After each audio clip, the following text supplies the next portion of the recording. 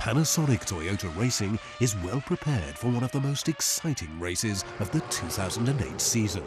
Formula One's first ever night race at the inaugural Singapore Grand Prix. The venue is the brand new Marina Bay Street Circuit.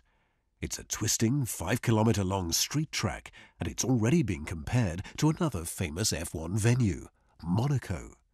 It can definitely be the Monaco of the East because of this character of street circuit, but it could be as well the Nürburgring of the East because we are talking about 24 corners.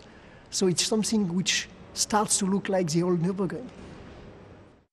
Apart from the corners, the most distinctive feature of the Singapore Grand Prix will of course be that it's a night race, with the race start scheduled for 8 p.m. local time.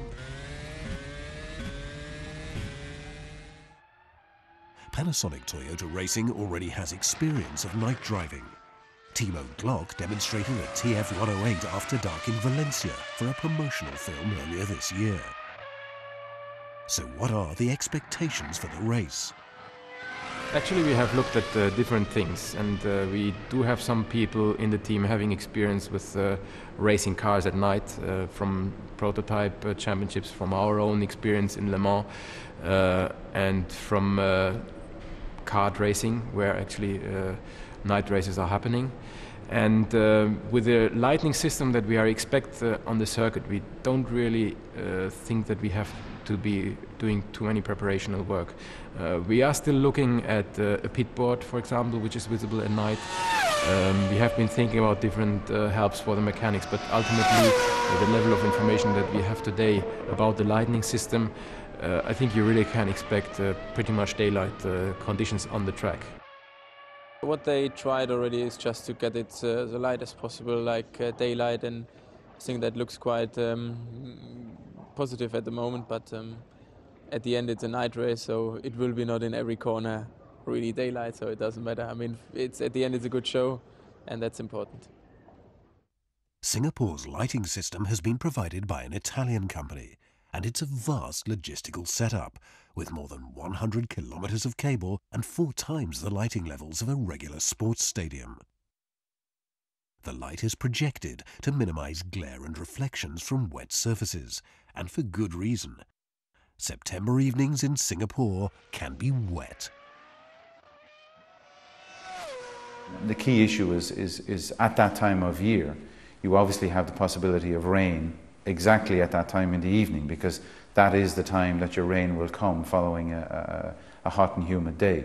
So there's a lot of issues there. Driving at night under artificial light with rain obviously is something that is even beyond what we're looking at the moment as a problem. Quite apart from rain, nighttime racing is likely to bring significantly lower temperatures. I think, however, for us the biggest challenge will be the temperature. That the surface temperature of the track will be very low, and normally Grand Prix tyres work very well in higher temperatures. And of course, at that time of year there's a high probability of rain. So we will face difficulty with temperature, made worse probably by very, very heavy rain. And of course night is a challenge, but we're a team that's come from Le Mans, and we should be able to handle that quite easily. So Singapore brings uncertainty in terms of weather and track temperatures, but it's easier to predict some of the circuit's more dramatic landmarks.